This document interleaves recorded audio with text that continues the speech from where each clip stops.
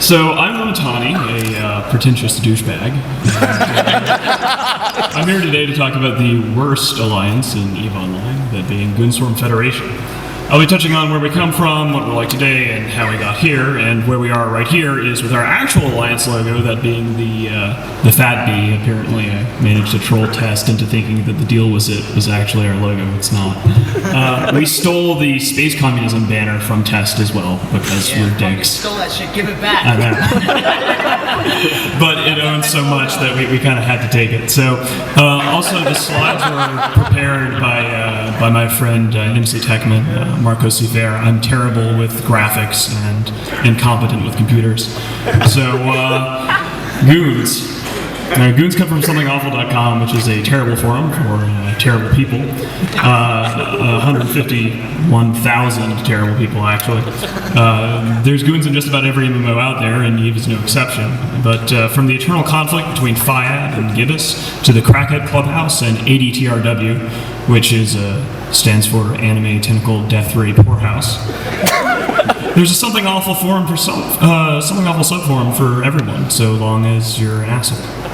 As a community, our hobbies include posting, persecuting furries, rolling our eyes at our bastard child 4chan, and when we stop posting long enough to play games, fucking with puppies.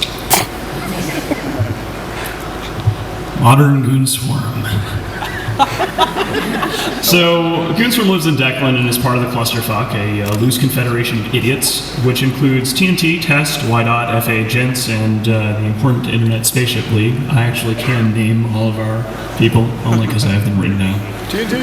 And Convicted, who I almost forgot, so the clusterfuck most recently took to Fountain and murdered the latest respawn of Band of Brothers, that being IT Alliance, which is something of a recurring theme in Goonswarm's history. Goonswarms is a socialist autocracy. There's an autocrat, who's me, and my directorate, which is set up into a team structure to minimize burnout and single-person dependencies. We have the usual groups. We have a finance team, logistics team, production team, FC team. All significant assets are the property of the Alliance, and every major program for reimbursement or production is handled at the Alliance level, not the Corp level. This minimalizes factionalism and prevents CEOs from throwing around ultimatums, which is something that happens when you go outside of an autocracy, or God forbid, allow council.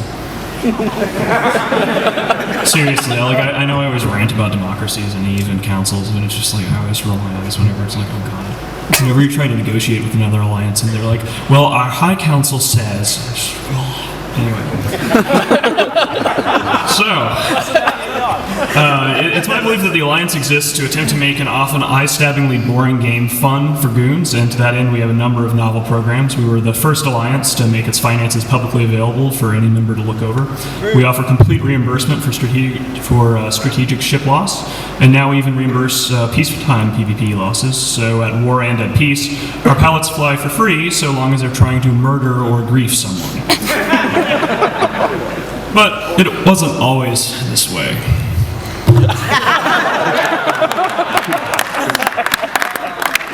In the dark days before Goonfleet, there were goons in EVE, but they were a shattered people, scattered across a number of terrible corps which never amounted to anything. While goons typically take over any MMO they set their sights on, the feudal old guard system of EVE meant that before Goonfleet, newbie goons had to endure the horrors of playing EVE solo in Empire. Needless to say, most quit and left to play better games. It took a madman, a visionary, to found Goonfleet, the sort of man who is now facing $25 million in fines from the New Hampshire State Banking Department. It took Remedial. Remedial's vision was simple. He leveraged the incredible size of the Something Awful community to get as many goons as possible in one corporation, and then use sheer numbers to carve out a space in nullsec, skill points, and ISK. Be damned. It might take Goonfleet 50 T1 Rifters to kill a single hack, but at the end of the day, the hack would be dead. The lost Rifters cost less than his ammo. So without skill points, without ISK, and with only one battleship in its armada, Goonfleet formed and settled in its ancestral homeland of SU-884 and Syndicate, growing rapidly to become the single largest corporation in the game. In the beginning, we were very different from what we are now. We attempted to be good citizens of Eve, seeking the respect and acceptance of the community. At the time, we didn't realize that our very existence, the idea of newbies getting together and carving out a place for ourselves, would offend essentially all of Nullsec's old guard, who viewed Nullsec as a place only for bitter vets and hacks and sniping battleships. In the first few months, we didn't scam, we didn't spy, and we certainly didn't sell caracols on the open market. We were going to have an honest go at Eve. In our childlike enthusiasm, we invaded Cloud Ring on a whim with just Rifter's Perseverance and no capital fleet whatsoever. This resulted in a series of entertaining disasters where fleets of month-old newbies repeatedly wiped out the vaunted Dreadnought fleet of D2, one of the power blocks of that era. We made a good go at it, but defeat was inevitable. In July of 2006, during the final battle for Cloud Ring, our dear friends in Band of Brothers loudly announced that they were terribly, terribly offended about something that Remedial had said in 2004, 2 years before the founding of Goonfleet. Launching an invasion of Syndicate, they declared that the war between Bob and Goonswarm was as personal as it ever gets, arguably one of the single greatest mistakes in the history of this game. Bob formed an impressive bandwagon, with many of our putative friends in Lock of Terra, Ascended Frontier, and their assorted vassals, promptly resetting Goonfleet and grabbing torches and pitchforks to burn this threat to the Eve community. We were a cancer on Eve that had to be eradicated for the common good.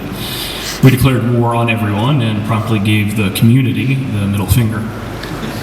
Yet despite all the apocalyptic sturm and drang, the invasion of Syndicate lasted for only 2.5 weeks. They loudly proclaimed their victory, and then they declared that we were dead, never to be seen again, and then they pounced off back to Delve, where I'm told they had a lot of very important saber production to get up to.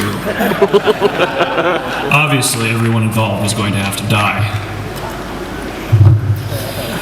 The only entity in the game that was as hated as much as Goonswarm in 2006 was Red Alliance, an 800-man Russian force who had been pushed back to one system in Innsmother by a 13,000-man coalition led by Lock of Terra. RA was vilified for using ruthless and dishonorable tactics to fight against these overwhelming odds, rather than just rolling over and dying like LV would have preferred. After our experience trying to be good citizens, we decided that the sound of the Eve community's outrage was music to our ears. We abandoned any pretense at trying... I keep doing that, it's so annoying, I'm terribly sorry. Maybe I'm not sorry. Anyway, we abandoned any pretense of trying to play nice with the community, and we shacked up with Red Alliance and Tau Ceti Federation and began a brutal purge of Lock of Volterra and all their hangers-on, glorying in the now unrestrained cruelties of scamming and briefing and spying, the freedom that comes from being a pariah. Meanwhile, Ascended Frontier died screaming to Band of Brothers. They came to Goonswarm to plead for aid in a little ironic turn, and we laughed in their faces. Not that we're bitter or anything. So, in the middle of the purge of LV, Goonswarm and the Northern Coalition agreed to a mutual defense pact. If Band of Brothers attacked either the NC or Goonswarm, we would immediately blue one another and go to war, which is exactly what happened. As LV died, Sir Molly announced something or other about a pendulum and how he was stealing Chowdown's targets. And then there's a lot of drama here, and everybody's heard the story of the Great War by now. So the short version is that LV died, and Bob lost half of their space, its most powerful ally, Mercenary Coalition, as well as a Saber BPO. And Goonswarm abruptly owned 10 regions, or rather Goonswarm Federation, the combined... our monitor is terrible. The combined organization ended up with just a stupid amount of regions. Actually, we owned 8 regions, but then some idiot decided it would be a great idea to invade Geminate and the drone regions, and we picked up another 2, and it was stupid and pointless. Anyway, so, this is all crap that everybody knows, which is the Second Great War. After 6 months of relative peace, we realized that having 10 regions is a big pain in the ass, so we disbanded Bob, abandoned everything we had, and took what little remained of their space. We spent the next year living in Delph, and then we forgot to pay the SOV bills, and lost it all in a flash of Dominion-related idiocy. Our old friends in Tau Ceti Federation let us crash on their couch in Declan to recover from our stupidity, and then they were kind enough to give us the whole couch. So after this, the clusterfuck coalesced as a block around this time and began its Sherman's March to the south, where we conquered Cloud Ring and Fountain, and that brings us to the situation today. So that's basically a brief overview of our history. People are just like, who the hell are these people? And think that we were always... This is what I really wanted to talk about. I mean, I just went through the entire thing, nattering about Goonswarm, blah, blah, blah, great war. This is my puppy, and she owns. And, yeah, I guess I'm done. Her name is Sitka, and she is a 8-month-old Alaskan Malamute, and she is my little dire wolf.